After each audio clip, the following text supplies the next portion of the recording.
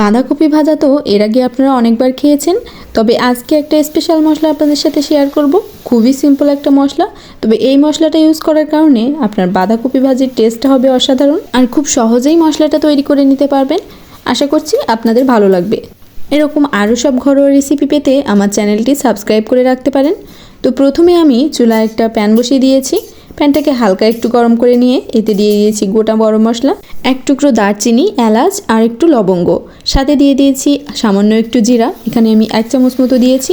এটাকে আমি হালকা করে ভেজে এক সাইডে রেখে দিচ্ছি।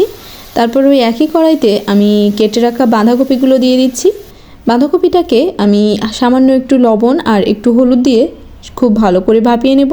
লবণ আর হলুদটা দিয়ে আমি কিছুক্ষণের জন্য ঢেকে রেখে দিচ্ছি, যাতে ভালোভাবে সেদ্ধ হয়ে যায়। 5 মিনিট পর ঢাকনাটা খুলে একবার নেড়েচেড়ে লবণ হলুদের সাথে বাঁধাকপিটাকে ভালো করে মিশিয়ে দিচ্ছি। তারপর আরও একবার ঢেকে দিচ্ছি সেদ্ধ হওয়ার জন্য। তো দেখুন, আরও 5 মিনিট আমি ভাপিয়ে নিয়েছি, বেশ অনেকটাই সেদ্ধ হয়ে গিয়েছে।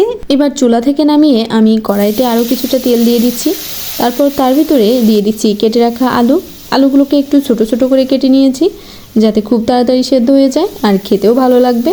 তো আলুটাকে আমি এ পর্যায়ে সামান্য একটু লবণ আর একটু হলুদ দিয়ে ঢেকে ঢেকে ভালোভাবে ভেজে নেব, একটু লাল লাল করে।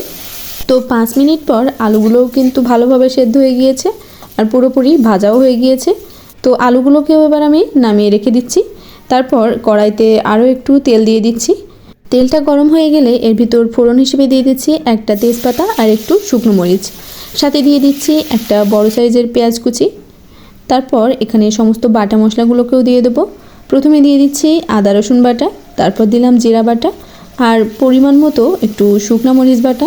আপনারা চাইলে গুঁড়া মশলা ইউজ করতে পারেন, তবে গুঁড়া মশলা ইউজ করলে কিছুক্ষণ আগে সমস্ত মশলা একসাথে একটু পেস্ট বানিয়ে রাখবেন, তাহলে দেখবেন ফ্লেভারটাও খুব ভালো আসবে। এবার মশলাগুলোকে আমি ভালোভাবে 2-3 বার জল দিয়ে কষিয়ে নিয়েছি।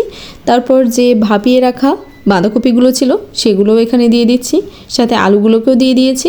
তারপর এখানে দিয়ে দিয়েছি সামান্য একটু চিনি আর সেই সাথে একটু গরম মশলা বাটা। চিনিটা দেওয়ার কারণে টেস্টটা খুবই ভালো আসে, আর গরম মশলাটা দিলে ঘ্রাণটা খুব সুন্দর আসবে। এবারে সব কিছু একসাথে খুব ভালোভাবে আমি নেড়েচেড়ে মিশিয়ে নিচ্ছি। আর সবশেষে চুলা থেকে নামানোর 1 মিনিট আগে আমি যে স্পেশাল মশলাটা বানিয়ে রেখেছিলাম সেটাই এখানে দিয়ে দেবো।